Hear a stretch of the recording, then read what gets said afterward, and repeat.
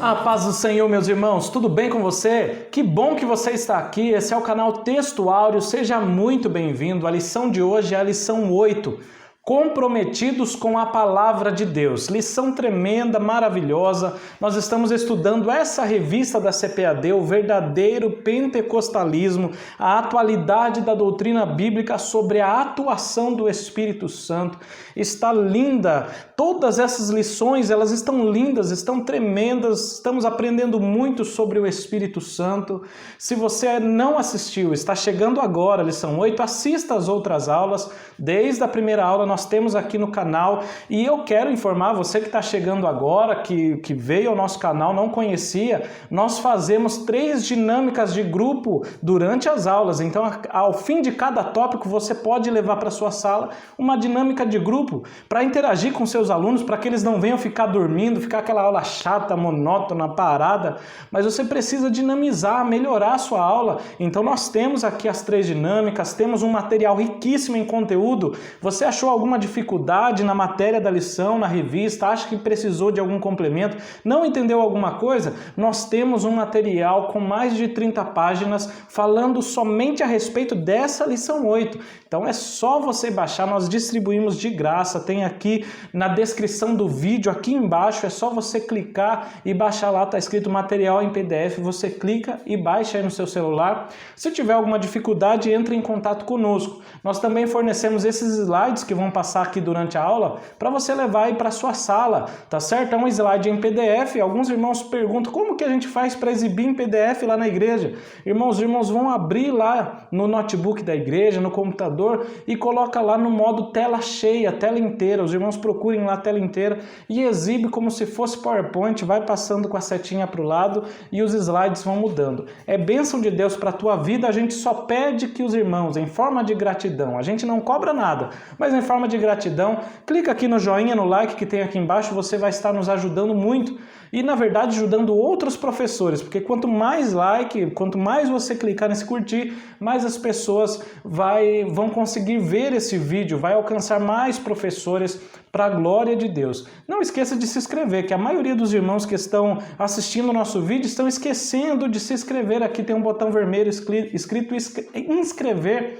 Clique ali no inscrever e você vai ficar sabendo de primeira mão quando lançarmos um vídeo novo. Tá certo? Vamos lá para a aula. Então, o texto áureo da lição de hoje diz lá: bem-aventurados que ouvem a palavra de Deus e aguardam. Está lá em Lucas 11:28. São muito mais do que felizes aqueles que ouvem a palavra de Deus e praticam a palavra de Deus, que eles não deixam somente guardado. Esse guardar não quer dizer esconder e não distribuir para mais ninguém, não. Esse guardar quer dizer praticar, colocar em prática, obedecer aquilo que você está ouvindo. Isso é muito importante, vamos falar sobre isso hoje. E a verdade prática dessa lição de hoje, aquilo que precisamos entender e praticar é o seguinte: a autoridade divina da Bíblia deriva de sua origem em Deus, e isso por si só encerra a suprema autoridade das Escrituras como plena e total garantia de infalibilidade. A Bíblia vem de Deus. Deus é infalível. Deus é todo-poderoso. Então a Bíblia, ela é a autoridade suprema. Nós não precisamos de mais nenhum livro. Só a Bíblia para nós já basta.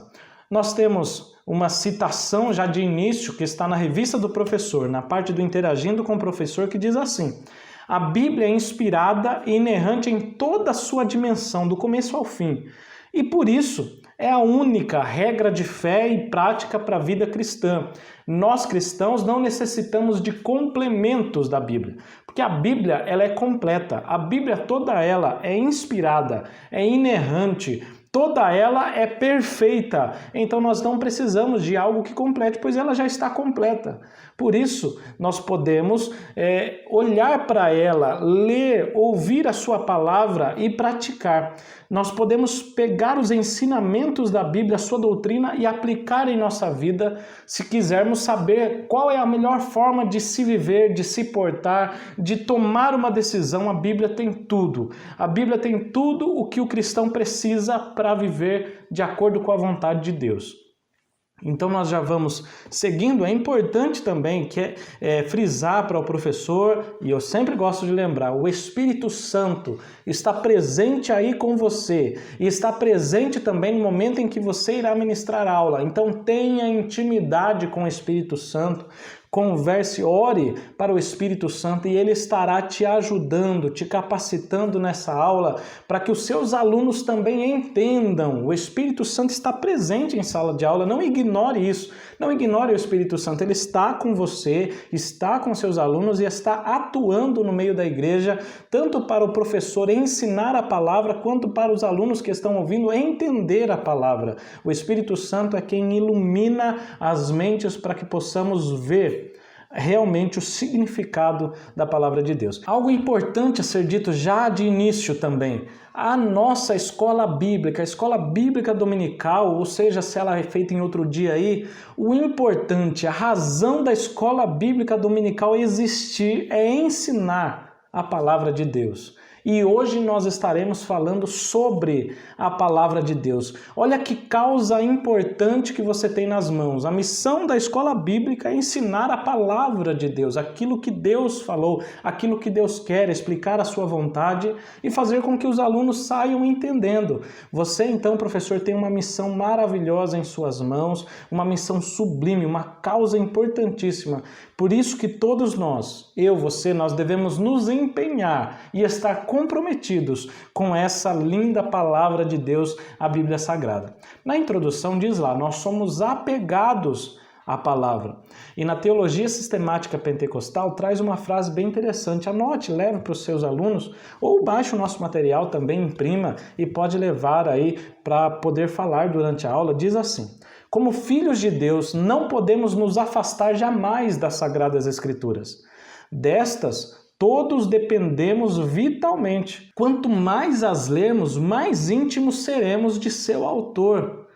A Bíblia é um livro especial, porque enquanto nós estamos lendo ela, nós podemos sentir a presença do autor da Bíblia.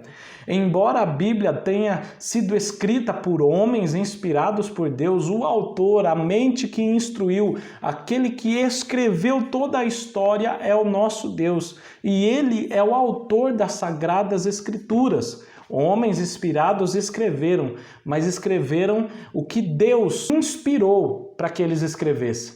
Então Deus é o autor da Bíblia e você e eu, nós podemos estudar essa linda palavra e podemos, se tiver alguma dúvida, perguntar ao próprio autor.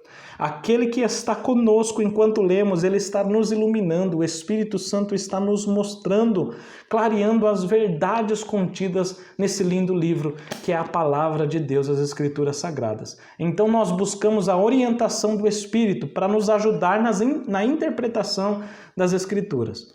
E nessa aula de hoje nós vamos estudar a relação dos pentecostais clássicos e a leitura da Bíblia, a maneira como observamos as regras gramaticais, o contexto literário para compreender melhor esse texto sagrado.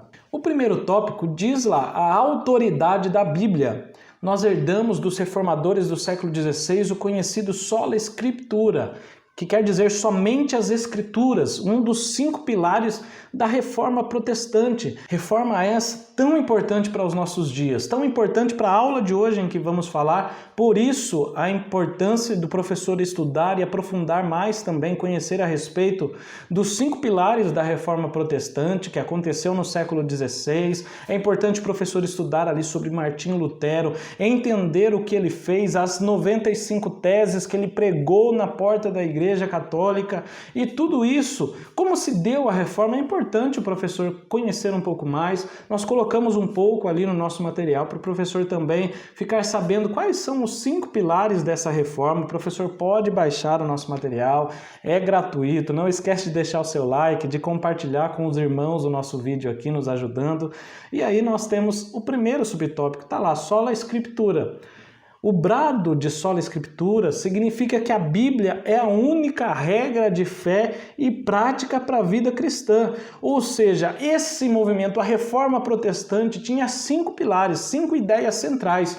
Uma delas é essa, somente as Escrituras, que quer dizer o quê? Olha, nós não apoiamos a nossa fé em palavras de homens, em tradições humanas, em filosofias humanas, nem em qualquer outro livro que tiver por aí. Nós apoiamos a nossa fé somente nas Escrituras Sagradas, somente na Palavra de Deus, na Bíblia. E aí eu quero deixar registrado aqui o que diz lá na Teologia Sistemática Pentecostal. Vai clarear aí o entendimento de muitos irmãos. Diz assim: ao deflagrar a Reforma Protestante, Martim Lutero fez questão de ressaltar a importância da Bíblia Sagrada como a Palavra de Deus. Se até aquele dia a Igreja de Roma tinha suas tradições como mais importantes do que as Escrituras Sagradas, veio Lutero e afirmou que estas são a nossa única norma em matéria de fé e prática. Foi a partir desse ponto doutrinal que Lutero revolucionou espiritualmente a Igreja de Cristo, levando os fiéis a depositarem toda a sua confiança no Antigo e no Novo Testamento.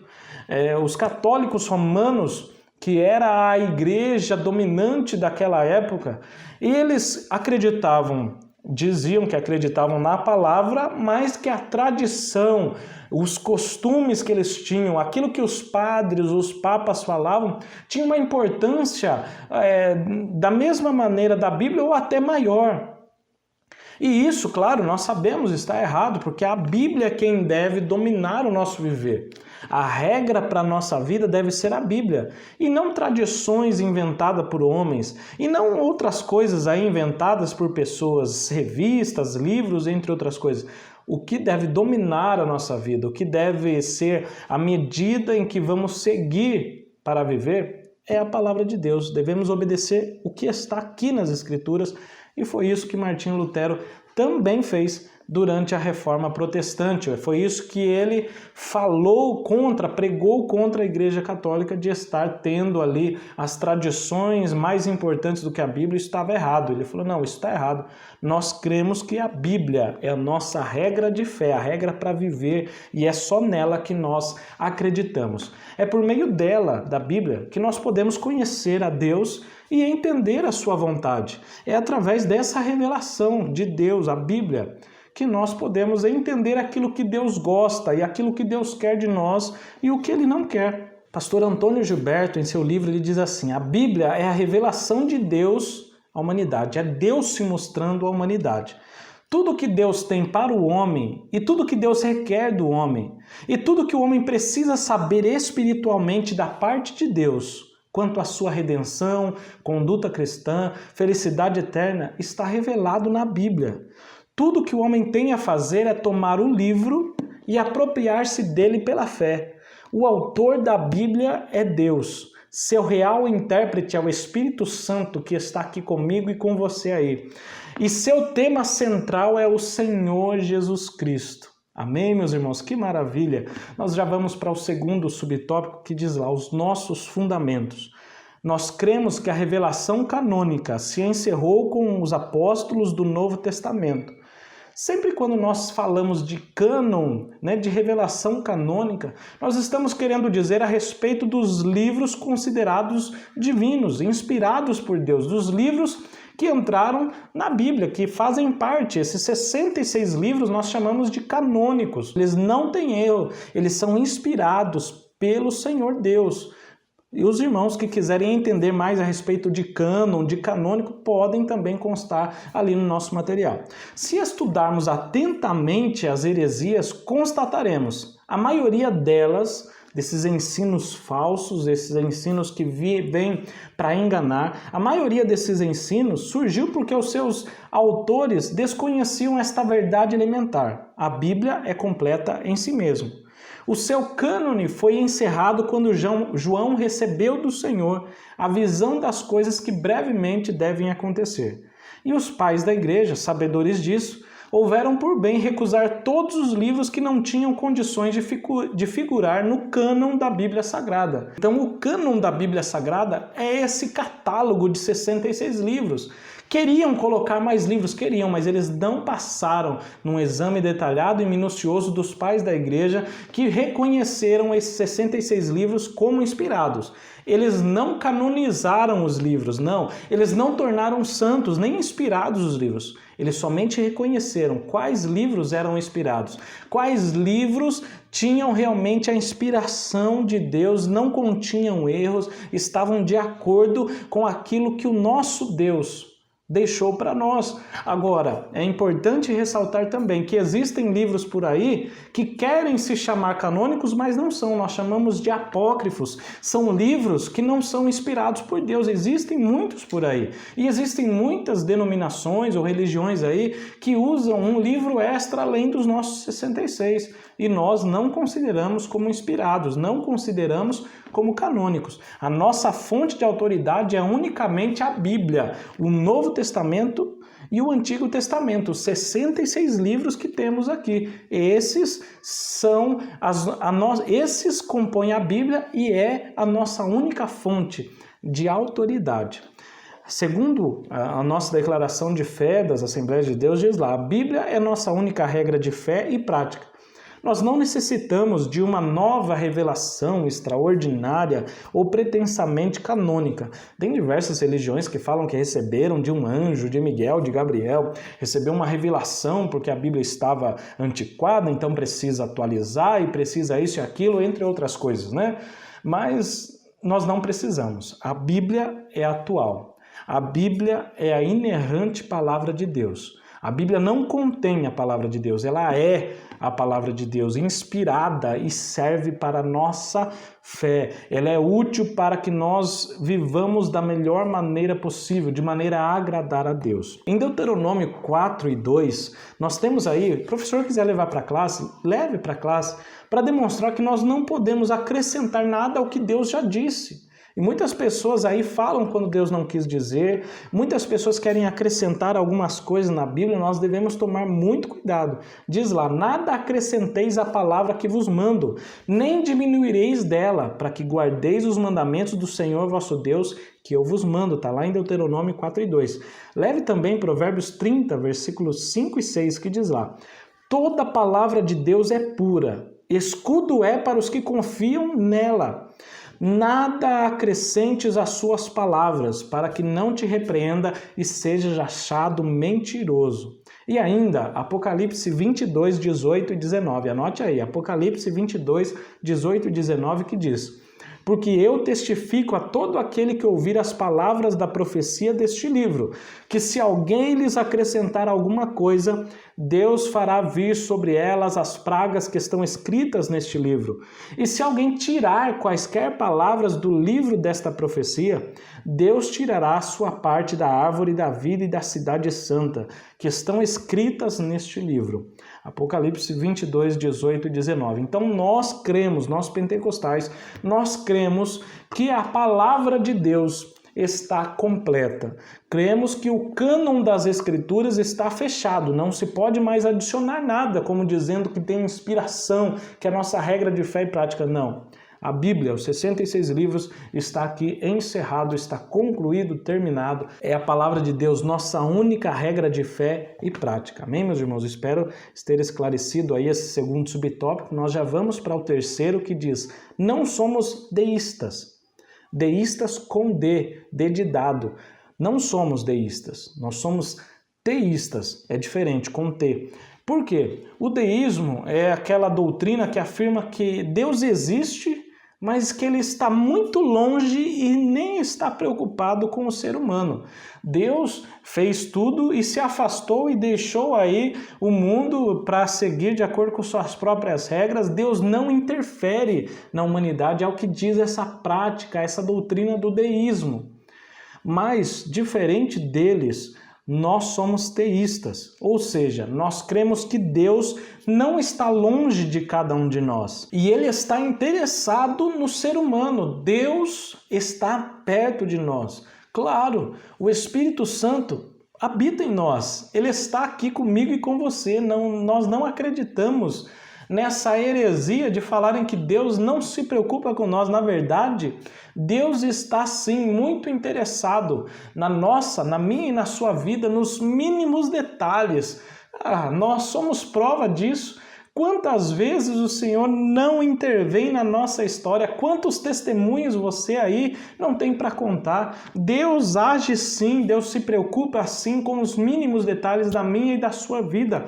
Tenha certeza disso. Isso que você está passando, alguma dificuldade, esse problema, Deus está vendo. Ele sabe de todas as coisas, Ele está no controle de tudo. E no momento certo, Ele age. No momento certo, Ele te traz a vitória. E no momento certo dele, Ele vem e muda toda a história e faz de acordo com a vontade dele, que é a melhor. A vontade de Deus é boa, perfeita e agradável. E saiba também que todas as coisas cooperam para o bem daqueles que amam a Deus. Todas as coisas, porque Deus está no controle de tudo. Atos 17, 27 diz: para que buscassem ao Senhor, se porventura tateando pudessem achar, ainda que não está longe de cada um de nós. Deus não está longe, não. Hebreus 11,6 diz: ora, sem fé é impossível agradar-lhe, porque é necessário que aquele que se aproxima de Deus, dá para chegar perto de Deus, creia que Ele existe e que é galardoador. Deus presenteia, recompensa aqueles que o buscam. Então Deus não está isolado, muito distante. Não, você pode se aproximar e Deus se aproxima também. Deus, Ele te abençoa. Glória a Deus, que maravilha. O Deus revelado na Bíblia, Ele é pessoal, Ele é transcendente e Ele é imanente. O que é imanência? É o relacionamento do Criador com o mundo criado. Nós chamamos de imanência. Ele é imanente, é quando ele se relaciona conosco, principalmente com o ser humano e com a sua história. Que maravilha! Deus está presente conosco aqui nessa aula. Você crê? Você pode sentir a sua presença aí. O fechamento do cânon não significa que Deus abandonou suas criaturas, o seu povo, deixou o livro com os homens e falou: olha, estou indo embora, não quero nem saber. Não, não é isso que nós acreditamos. Nós ainda cremos que Deus continua a se comunicar com o seu povo através da leitura. Quando nós lemos a palavra, o Senhor fala comigo e com você. Nós cremos que Deus ainda fala através dos dons espirituais na igreja. A palavra da sabedoria, a palavra do conhecimento. Nós cremos que Deus fala através da profecia. Cremos sim. O importante é nós deixarmos bem claro, nenhuma profecia ou nenhuma dos dons vai falar algo que é contrário ao que já está dito aqui. Saiba isso. Não existe nada que possa ser falado atualmente, seja através dos dons espirituais, que irá contrariar. Porque Deus não é igual a nós, que às vezes somos uma coisa, às vezes somos outra, que de vez em quando falamos uma coisa, depois falamos outra. Embora não podemos ser assim, porque o nosso sim deve ser sim, o nosso não deve ser não, mas o nosso Deus, ele é imutável. Então, se ele falou e aqui está escrito, amém. Ele não vai falar lá na frente algo que contrarie a palavra dele. Por isso que nós devemos julgar as profecias para ver se elas estão de acordo com a palavra de Deus. Deus ainda fala por sonhos, por visões e até pelas coisas simples do dia a dia. Você é prova disso, nós somos provas disso, que Deus, ele vai falando através de pequenos acontecimentos e tudo isso está de acordo com o que ele já revelou na palavra de Deus. Nós podemos nesse ponto fazer a primeira dinâmica, dinâmica 1, ela é bem simples. Como que vai funcionar? O professor vai chamar 2 alunos à frente. E para um aluno, o professor peça para que ele estenda a mão, fique com a mão estendida, e o professor vai colocar algumas bolinhas de papel, 3 bolinhas de papel, pode colocar na mão dele. Peça para ele ficar com a mão estendida. Para o outro aluno, o professor vai dar 5 copos, alguns copos, 5 ou mais, porque o professor vê o que for necessário. Vai dar para ele ali alguns copos. Muito bem. Se o professor já quiser falar para a classe o que representa, diga para a classe: olha, cada bolinha dessa representa os ensinos humanos, a tradição, por exemplo, da Igreja Católica, aquela revista Sentinela dos Testemunhos de Jeová, pode ser ainda o livro de Mórmon, que os Mormons utilizam além da Bíblia. São coisas criadas e inventadas pelo homem, tradições, pensamentos, filosofias humanas, coisas inventadas pelo homem. tá certo? E aí, o que vai representar esses copos? Esses copos representam a igreja, representa cada um de nós, esses copos. Esse aluno, peça para ele, olha, você vai fazer uma torre com copos, ou seja, um copo.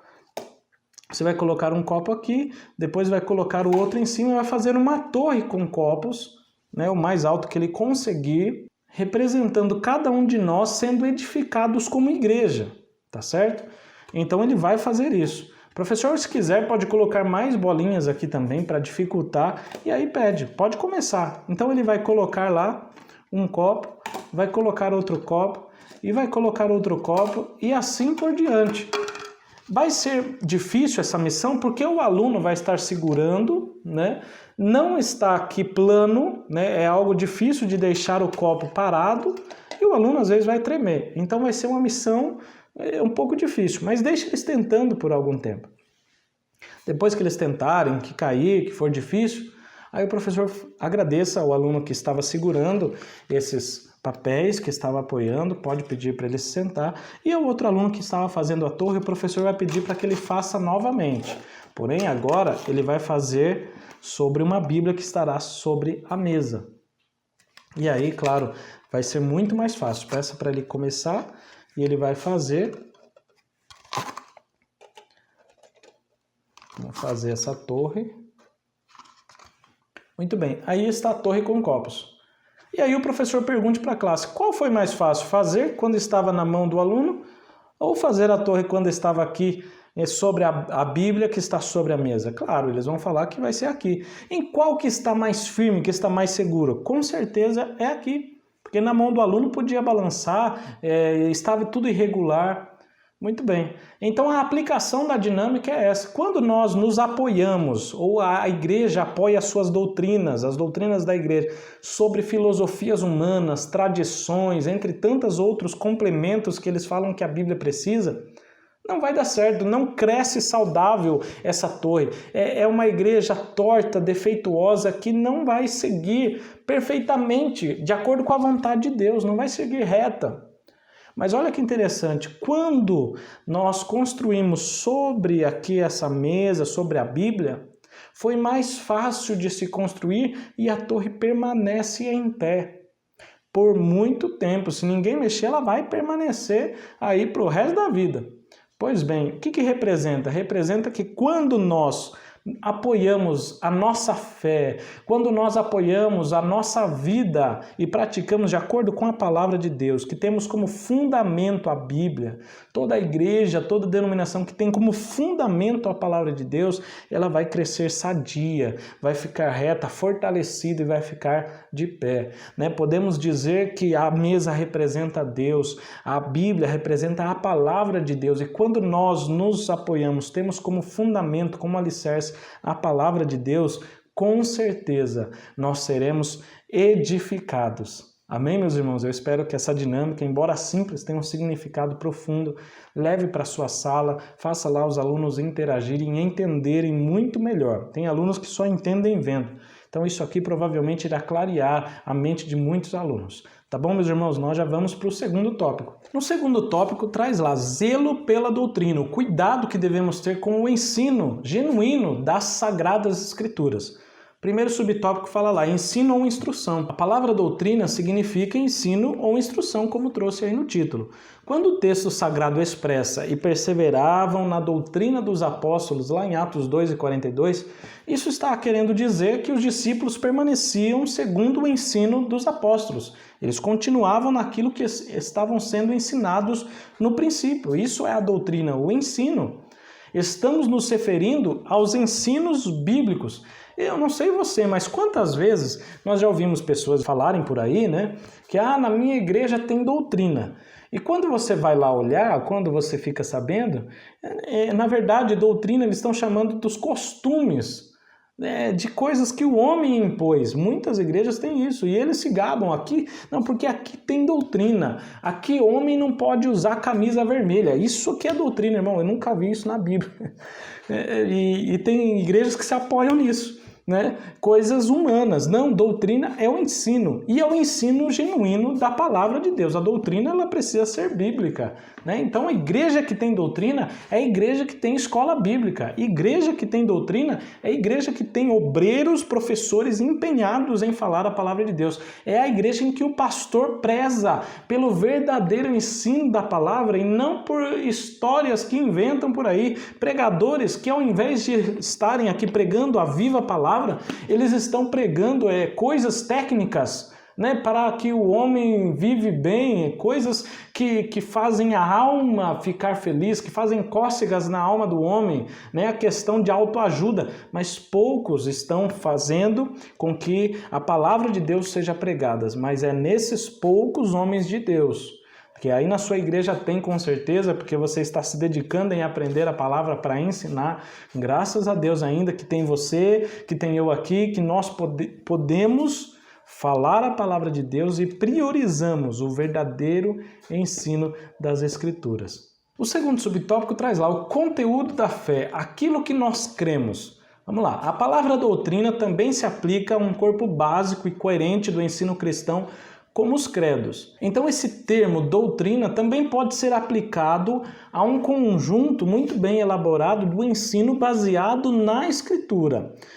Para a gente deixar mais claro, trata-se ali de um ensino sistemático sobre os dados da revelação que Deus deu na Bíblia.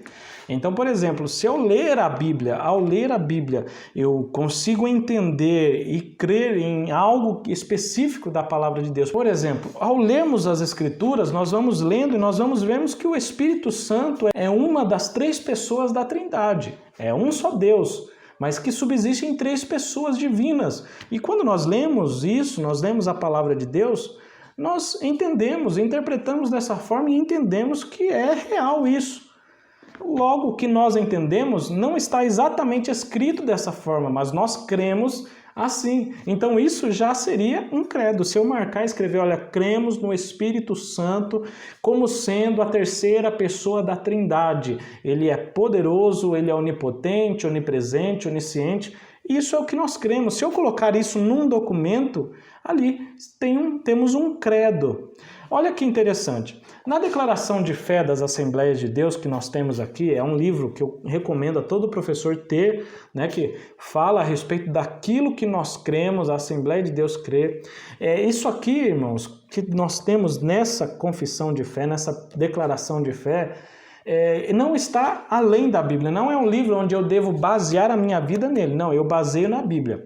A declaração de fé explica aquilo que nós cremos, que nós já cremos, e também facilita a nossa compreensão daquilo que deve ser a nossa razão de fé à palavra. Então, para deixar mais claro, olha o que diz a declaração de fé mesmo, falando sobre ela, diz assim: credo, confissão de fé, regra de fé ou declaração de fé são interpretações autorizadas das Escrituras Sagradas, aceitas e reconhecidas por uma igreja ou denominação. Então vamos lá, vamos resumir.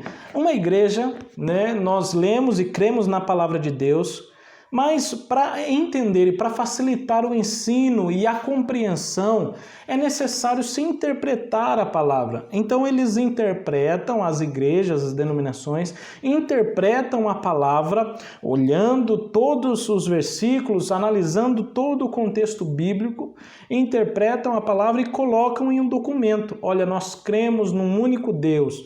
Nós cremos que a palavra de Deus é inspirada, nós cremos que o Espírito Santo é uma das pessoas da Trindade, nós cremos nos dons espirituais. Tudo isso está na Bíblia, todas essas verdades estão na Bíblia, mas para facilitar o ensino, nós escrevemos num documento, e esse documento é chamado de credo, de declaração de fé, de confissão de fé, de regra de fé, como nós temos da Assembleia de Deus, essa declaração de fé. O termo credo vem do latim credo e significa creio, deposito confiança. Trata-se de uma confissão de gratidão à glória de Deus. A fonte desse credo, dessa declaração, a fonte disso aqui é a própria palavra de Deus, auxiliada pela experiência cristã e com a ajuda do intelecto humano, formou-se esse documento. Mas nós baseamos a nossa fé aonde? Na palavra de Deus. Aqui só está a declaração. Nós obedecemos quem? Obedecemos a palavra. Aqui só está o que devemos entender da palavra de Deus. Eu costumo dizer que a declaração de fé é como se fosse, por exemplo, você pega uma garrafa PET ou algum recipiente que tem algo dentro. Quando você compra aquilo lá, você vai olhar do lado de fora, nós temos ali ingredientes. O que está aqui do lado de fora? E essas letras, elas não são ingredientes, elas estão mostrando o que tem dentro. O que tem lá dentro daquela garrafa, por exemplo, de refrigerante, né? Consta ali que contém açúcar, contém o suco tal, então está escrito ali. Muito bem. O que está lá dentro é o conteúdo. É o que se refere. Por exemplo, a embalagem seria a declaração de fé, que está mostrando e ensinando o que contém aqui dentro da palavra de Deus. Está deixando à vista e mais claro aquilo que está lá dentro do recipiente. Então você pega a embalagem, você olha, lá dentro tem açúcar. Tem açúcar. Não, mas vamos provar se tem açúcar. E aí você prova e realmente está constando na palavra de Deus. Nós não bebemos, né, a embalagem, nós bebemos o que está dentro, logo assim também. Nós não seguimos como regra de fé e prática a declaração, nós seguimos a palavra de Deus, a Bíblia, porque essa declaração, ela trata sobre a Bíblia, ela fala da Bíblia. A fonte da declaração é a palavra de Deus. Os credos e as confissões de fé são dois tipos distintos de documentos eclesiásticos, religiosos. Mas eles têm o mesmo propósito, que é interpretar as Escrituras para sintetizar o ensino da igreja, deixa de uma forma sistemática, separadas por tópicos. Os credos, eles são genéricos, eles são mais simples. Já as confissões de fé são mais elaboradas e específicas. Os credos são, por exemplo, aqui, olha, no começo tem aqui, nós cremos primeiro, cremos na inspiração divina, verbal e plenária da Bíblia Sagrada, única regra de fé infalível e prática para a vida e o caráter cristão. Isso é, por exemplo, o credo. O credo, então, tem algumas declarações. Por exemplo, aqui, nosso cremos da Assembleia de Deus, está resumido aqui em 3 páginas. 1, 2, 3, 4 páginas está resumido o nosso credo, o nosso cremos. Mas a nossa profissão de fé, a nossa declaração de fé, ela está toda em um livro, com várias páginas. Nós temos mais de 200 páginas nesse livro. Então a declaração de fé, ela é mais elaborada. Porque se os irmãos verem na nossa declaração de fé, nós vamos ter lá falando a respeito da morte vicária de Cristo. E aqui explica como nós cremos na morte vicária de Cristo. E, irmãos, e aqui estão vários versículos mesmo. Todos os tópicos, está tudo aqui com muitos versículos bíblicos explicando por que nós cremos nisso, porque está na palavra de Deus. Então a declaração de fé ela é extensa. Já o cremos são listas daquilo que nós acreditamos, bem mais simples e resumido. Então essa é a diferença desses dois documentos. Porém, os dois têm a mesma intenção, que é interpretar as Escrituras e sintetizar o ensino para a igreja, resumir, deixar uma forma mais clara para que a igreja possa entender. Terceiro, a nossa confissão de fé e a Bíblia. A nossa confissão de fé ela não é de autoria particular, pois expressa o pensamento e a vida da igreja. Então a declaração de fé é das Assembleias de Deus. Não foi o que um homem só pensou, que alguém pensou, não é isso. É o que a igreja interpretou e crê daquela forma na Bíblia. Esse documento é submetido às Escrituras e tem que estar em conformidade com elas. A nossa declaração de fé, ela ocupa extraordinária importância na vida da igreja. Olha só o que diz a própria declaração de fé na sua introdução. Diz assim: a obra Declaração de Fé das Assembleias de Deus é um documento eclesiástico que organiza de forma escrita e sistemática as crenças e práticas das Assembleias de Deus no Brasil, que já são ensinadas nas igrejas desde a chegada ao país dos missionários fundadores, Daniel Berg e Gunnar Wingre. Então a nossa declaração ela traz aquilo que nós já pregamos, que já ensinamos e o que nós cremos, a Igreja Assembleia de Deus como um todo. Mas ela tem uma grande importância. como sumário doutrinário da Bíblia e ajuda para a compreensão, ou seja, resumindo as doutrinas que nós cremos e também facilitando o entendimento, além de servir como proteção contra as falsas doutrinas, e a nossa dinâmica vai falar sobre isso. Então alguém vem falando, olha, vocês creem em vários deuses. Não, nós não cremos em vários deuses. A nossa declaração de fé é que nós cremos em um único Deus, de acordo com o que está na palavra. Essa declaração, então, expressa a doutrina, os ensinamentos bíblicos oficiais da nossa igreja. Aquilo que a nossa igreja crê como sendo um ensino bíblico está aqui registrado. Mas, obviamente, que está tudo aqui dentro da palavra. A fonte da declaração é a palavra de Deus, é a Bíblia. Logo, a palavra final é a Bíblia. Nesse ponto, nós podemos fazer a dinâmica 2. A dinâmica 2 ela é bem específica para esse tópico. Como é que vai funcionar? O professor vai imprimir do nosso material, lá no final do nosso material, na página 28, nós temos lá o material para impressão dinâmica 2.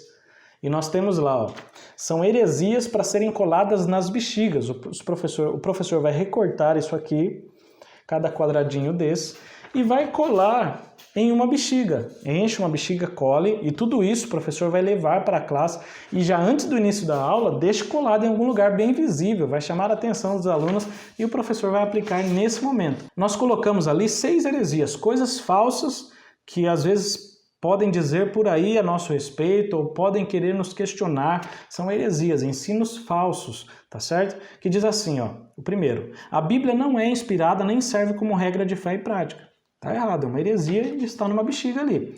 A bexiga número 2, estão numeradas. Diz assim, os crentes pentecostais acreditam em vários deuses. Está errado.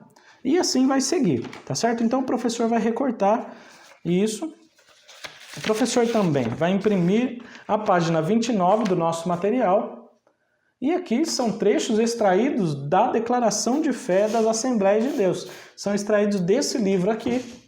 E eles devem ser colados, o professor recorta certinho e vai colar nos lápis, em vários lápis de cor. Então o professor vai separar os lápis de cor e vai colar cada um em um lápis. Já no início da dinâmica, no momento da dinâmica, o professor então pegue aqueles 6 lápis e coloque dentro da Bíblia. Coloque uma Bíblia sobre a mesa e coloque os 6 lápis lá com os trechos da declaração de fé sobre ela, tá certo? E aí o professor convide 6 alunos para vir aqui perto, para ver o que tem nessa Bíblia.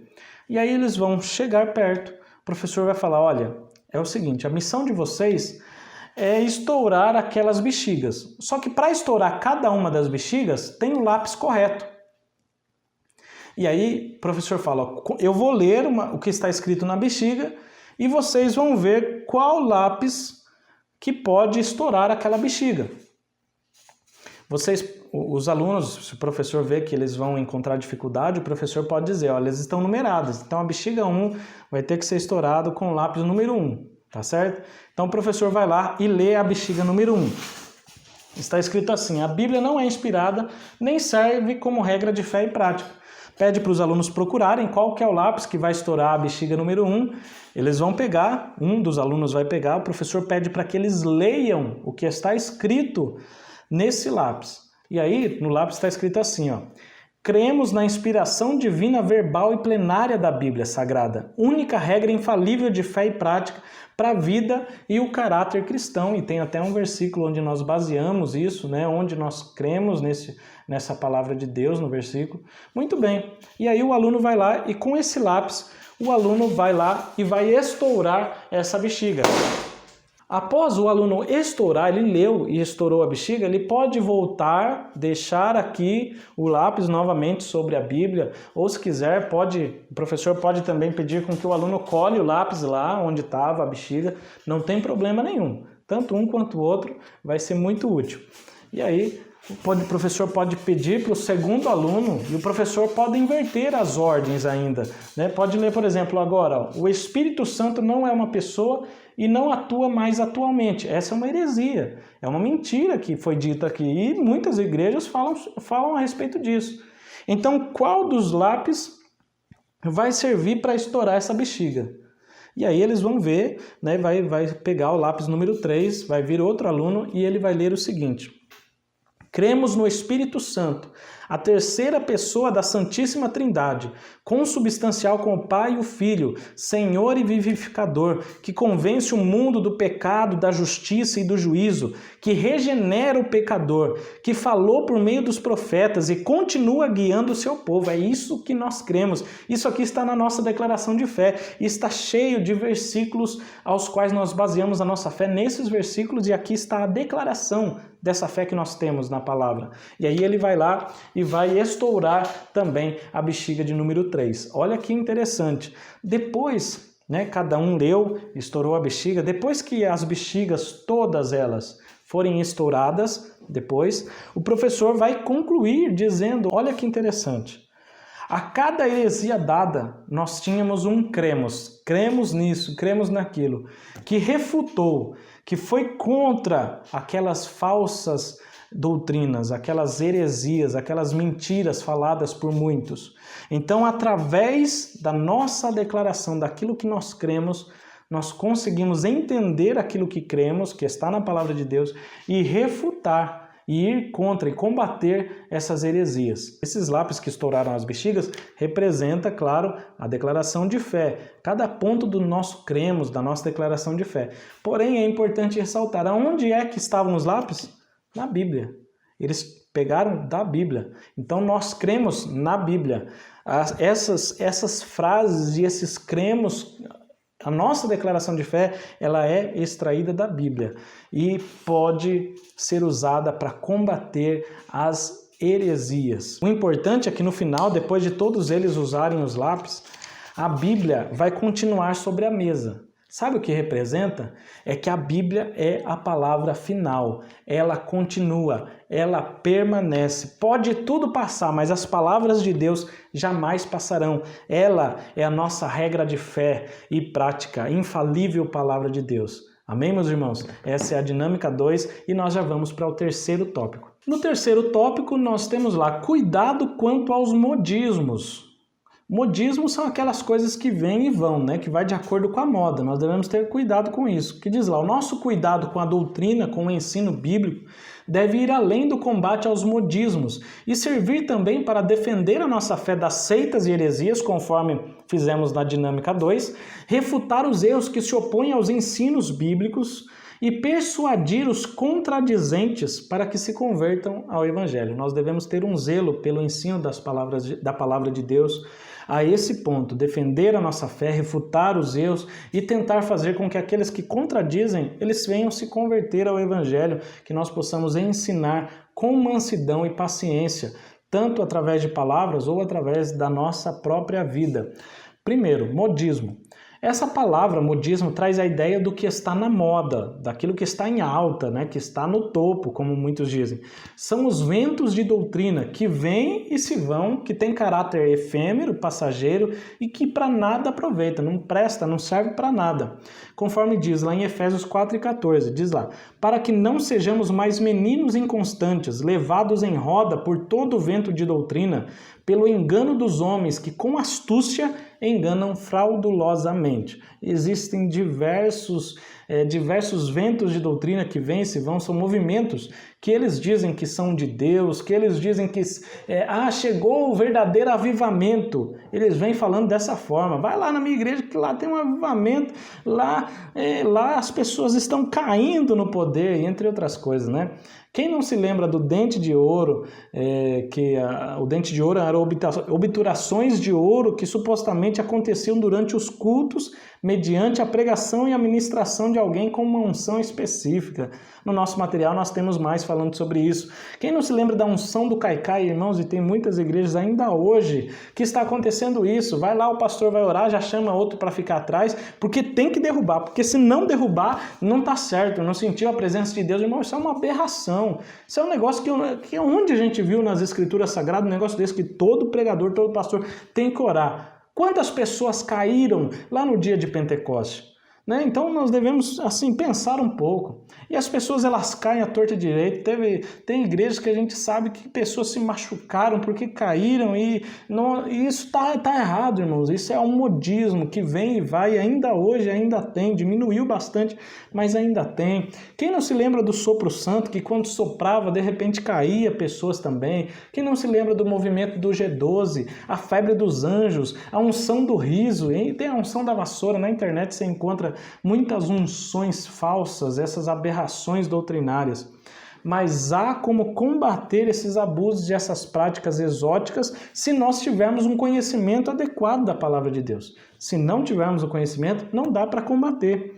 Tito 1:9 diz lá: retendo firme a fiel palavra, que é conforme a doutrina, o ensino, para que seja poderoso, tanto para admoestar com a sã doutrina, como para convencer os contradizentes, aqueles que vão contra. Então nós precisamos reter a firme, a fiel palavra, sem desvios. A fiel palavra, sabe, sem colocar nada, ela pura. A palavra de Deus como está escrita. Pastor Elinaldo Renovato diz assim: os falsos mestres são mais numerosos hoje do que nunca, e os servos de Deus precisam estar bem preparados para saber argumentar em defesa de sua fé, firmada na sã doutrina. Precisamos, eu, você, a nossa classe precisa estar preparada na palavra de Deus para combater esses modismos. Um bom obreiro que ensina corretamente a palavra da verdade será o mais eficaz silenciador dos falsos ensinadores. Esse é o bom obreiro que maneja bem a palavra de Deus. Segundo subtópico, traz lá: procura apresentar-te a Deus aprovado. Claro, essa qualificação vem do Espírito, por isso que nós somos dependentes do Espírito. Para sermos um bom obreiro, precisamos permitir com que o Espírito Santo produza em nós o seu fruto, precisamos permitir com que o Espírito nos capacite. Com certeza essa qualificação ela vem do Espírito de Deus, mas nós precisamos nos apresentar a Deus aprovados, ou seja, estejamos disponíveis, sejamos testados e aprovados por Deus e reconhecidos pela igreja. 2 Coríntios 10:18 diz: porque não é aprovado quem a si mesmo se louva, mas sim aquele a quem o Senhor louva. Quem aprova, quem atesta se aquele é um bom obreiro, é Deus e não os homens. Tem muitos homens aplaudindo falsos obreiros, tem muitas pessoas aplaudindo falsos ministros, e nós devemos ter cuidado, porque nós devemos nos apresentar diante de Deus e ser aprovados por Ele. Nós não devemos buscar a aprovação de homens, mas a aprovação do Senhor, fazer a vontade dEle. Desde muito cedo, a igreja precisou enfrentar heresias e aberrações doutrinárias ensinadas pelos falsos mestres. Faz muito tempo, nós temos lá em 1 Timóteo 1:4, o 6 e o 7, diz lá: nem se deem a fábulas ou genealogias intermináveis, que mais produzem questões, debates, do que edificação de Deus, que consiste na fé. Assim o faço agora. E aí continua no versículo 6. Do que desviando-se alguns, se entregaram a vãs contendas, querendo ser doutores da lei e não entendendo nem o que dizem, nem o que afirmam. Os maus obreiros e os obreiros fraudulentos serão desmascarados e reprovados. E é interessante levar para a classe ou ler com eles Mateus 7, 21 ao 23. Nem todo o que me diz Senhor, ou seja, nem tudo que se chama obreiro da casa do Senhor, presbítero, diácono, pastor, apóstolo, nem todo aquele que diz Senhor, Senhor, entrará no reino dos céus. Mas sabe quem é que vai entrar? Aquele que faz a vontade do Pai que está nos céus, a vontade do meu Pai que está no céu, disse Jesus. É interessante o contraste. Nem todo aquele que diz Senhor, Senhor, mas aquele que faz. A diferença não está no falar, porque muitos falam bonito, mas a diferença está no fruto. Aquele que faz a vontade de meu Pai. Muitos me dirão, mais uma vez, vão falar naquele dia: Senhor, Senhor, nós não profetizamos em Teu nome? E em Teu nome não expulsamos demônio? Em Teu nome não fizemos muitas maravilhas? E então lhes direi abertamente: nunca vos conheci. Apartai-vos de mim, vós que praticais a iniquidade. A árvore é conhecida pelos seus frutos, e também pelos frutos será julgada a árvore. Então nós tomemos cuidado, não sejamos somente obreiros que falam, mas obreiros que fazem a vontade de Deus. Os crentes que ignoram a Bíblia certamente se envergonharão no dia do julgamento. O estudo consistente, diligente da palavra de Deus é vital, essencial. Caso contrário, seríamos impelidos a negligenciar a Deus e ao nosso verdadeiro propósito na vida.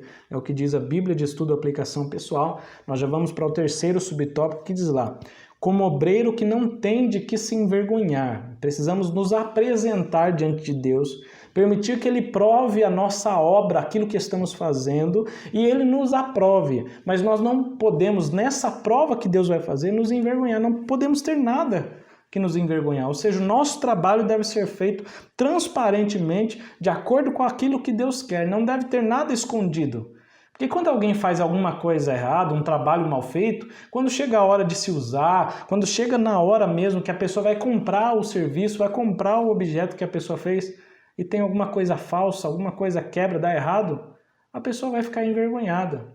E nós não podemos ter nada do que nos envergonhar. O nosso serviço para Deus deve ser sincero, honesto. O termo obreiro vem de obra, trabalho, e tem significado amplo no Novo Testamento. No sentido metafórico, refere-se a todos os que se dedicam à obra de Deus e, de maneira geral, aos apóstolos e demais oficiais.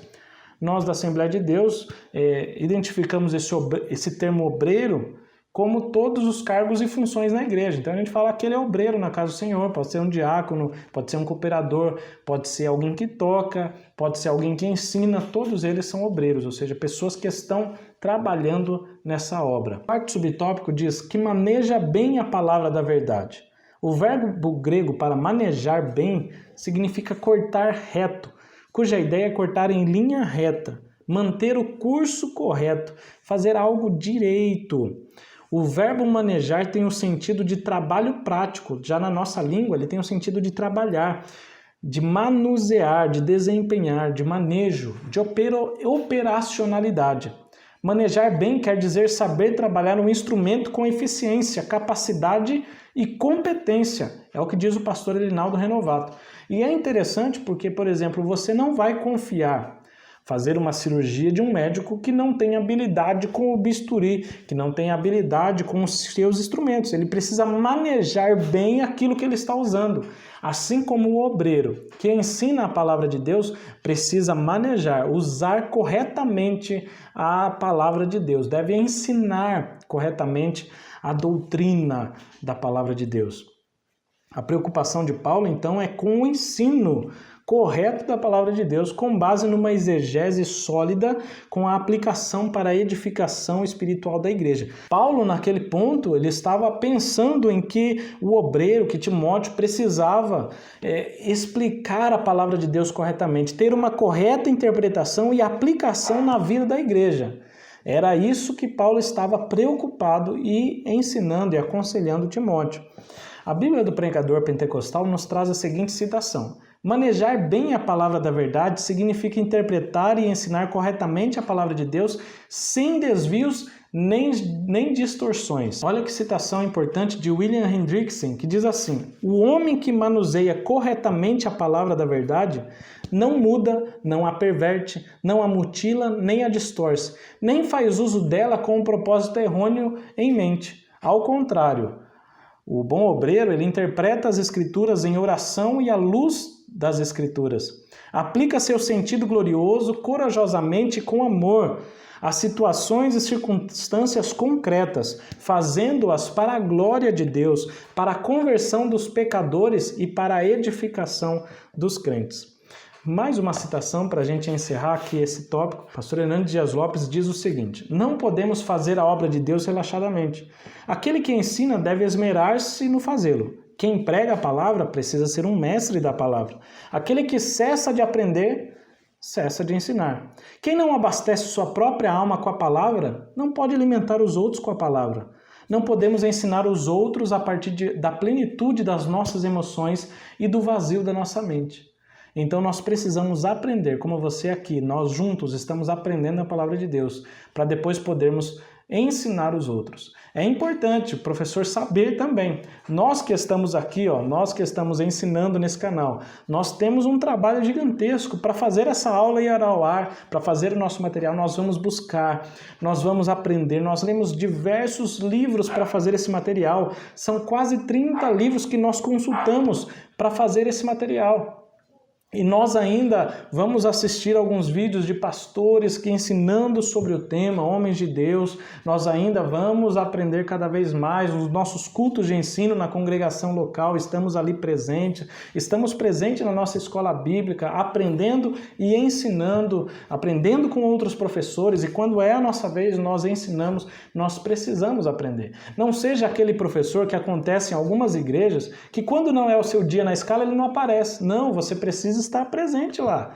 É o outro professor, mas você precisa estar aprendendo. Ninguém sabe tudo. Nós precisamos aprender a palavra de Deus para poder ensinar. Isso significa não fazer uso da palavra no púlpito para atacar algum desafeto entre os irmãos por meio de indiretas. Irmãos, a palavra de Deus é uma espada, mas não é uma espada para matar as pessoas, é uma espada para nos defender dos erros do inimigo, das ciladas, das afrontas nessa guerra. Mas não é para ficar pegando essa espada e ficar cutucando os irmãos, dando indireta. Não, púlpito não é lugar de desabafo. Púlpito é um lugar especial onde devemos pregar a palavra genuína, a palavra de Deus, sem distorções, sem desvios, sem querer, sabe? Tem gente que tem uma ideia na cabeça e vai buscar um versículo para apoiar sua ideia. Não, você tem que ler a Bíblia e ver o que Deus quer que você fale para a igreja. Tem que estar aqui. Não pode pegar, eu acho assim, então vou pegar um versículo para apoiar minha ideia. Isso está errado, isso não é manejar bem a palavra, não. Manejar bem a palavra é ter aqui, daqui da palavra de Deus, você ter a iluminação do Espírito Santo, entender o que está dizendo e ensinar, ter uma pregação expositiva, comentando toda a palavra de Deus, explicando ponto por ponto da palavra de Deus para a sua igreja, aquilo que Deus quer falar. Amém, meus irmãos? Nós podemos, nesse ponto, fazer a dinâmica 3. Na dinâmica 3, o professor vai precisar de 3 copos com água e 3 copos o professor vai retirar o fundo. Olha, nós temos 3 copos sem o fundo, tá vendo? Cortamos o fundo e esses 3 copos estarão vazios. O professor vai precisar imprimir a página 30 do nosso material, que tem esses três versículos que falam sobre a palavra de Deus. O professor vai recortá-los e vai colocar embaixo dos copos que estarão cheios de água, os copos com fundo, e embaixo de cada copo o professor vai colocar um desses versículos. O professor vai convidar 6 alunos à frente e vai pedir ou vai entregar para eles esses 6 copos. 3 copos cheios, os 3 copos cheios e os 3 copos vazios. Vai entregar para eles. O professor, se quiser, pode perguntar para os seus alunos o que eles receberam. Quem recebeu o copo vazio e quem recebeu o copo cheio. Os copos cheios vão representar os obreiros, que se apresentam diante de Deus aprovados, que manejam bem a palavra de Deus, que não tem do que se envergonhar. Já esses copos vazios vão representar os modismos, aqueles falsos obreiros que serão desmascarados, mas que pregam heresias. É isso que vai representar. Aí o professor vai pedir para que os alunos, todos eles, coloquem sobre o púlpito ou sobre uma mesa todos os copos, os que estão cheios e os que estão vazios. Vai colocar ali. E aí o professor fala, olha, eles parecem iguais, não parecem? Eles parecem muito semelhantes, mas há uma grande diferença entre eles. Aí o professor vai pedir para que os 3 alunos que estavam com os copos cheios soprem sobre os copos vazios. E aí eles vão soprar e vai acontecer isso. Ó. E os copos irão cair. Muito bem. O professor vai pedir para que os alunos que estavam com os copos vazios peguem os copos que caíram e vão, entre os alunos, mostrar como que estavam os copos. Porque até esse ponto, os alunos não sabiam que esses copos não tinham fundo, só sabiam que estavam vazios. E aí o professor pede para que eles vão mostrando para a classe como estavam os copos que caíram. Enquanto eles estão mostrando, o professor diga para a classe, olha, esses copos aí, representando os modismos, eles não têm fundamento, eles não têm base bíblica. Eles não têm. E olha, que assim como esses copos foram soprados, Assim também os modismos, eles vêm e vão, como são ventos de doutrina, pelo vento eles vão embora. Eles passam, porque eles estão vazios, eles não têm presença de Deus, eles não têm a palavra de Deus. Dizem ser avivamentos, mas não tem palavra. Tem show, tem música, tem qualquer outra coisa, mas não tem a palavra de Deus. Não tem fundamento na palavra de Deus. E olha que outra aplicação importante. Um copo sem o fundo serve para quê? Para nada. Como é que você vai colocar água aqui dentro? Não dá. Então é um copo inútil. Assim como esses movimentos, unção do riso, G12, outras coisas aí que apareceram no meio evangélico, eles não servem para nada, são inúteis, para nada aproveitam, como diz a palavra de Deus. Amém, meus irmãos? E aí tem a outra aplicação. Os alunos que ali ficaram, os 3 alunos que ficaram, representando o bom obreiro aprovado, eles continuam de pé, eles continuam no seu lugar. Pode acontecer o que acontecer. Aqueles que são obreiros aprovados, eles continuam de pé, na presença de Deus, trabalhando para o Senhor. Eles não são levados de um lugar para o outro, de um lugar para o outro, de uma igreja para outra, de um movimento para outro. Não, eles continuam, permanecem, estão ali na frente até agora, representando que eles permanecem. E aí o professor pede para que um por vez, eles vão levantar os copos, vão retirar o versículo que está colado embaixo e ler em voz alta para a classe. Olha, vai ser bem interessante. Eles vão retirar e vão ler.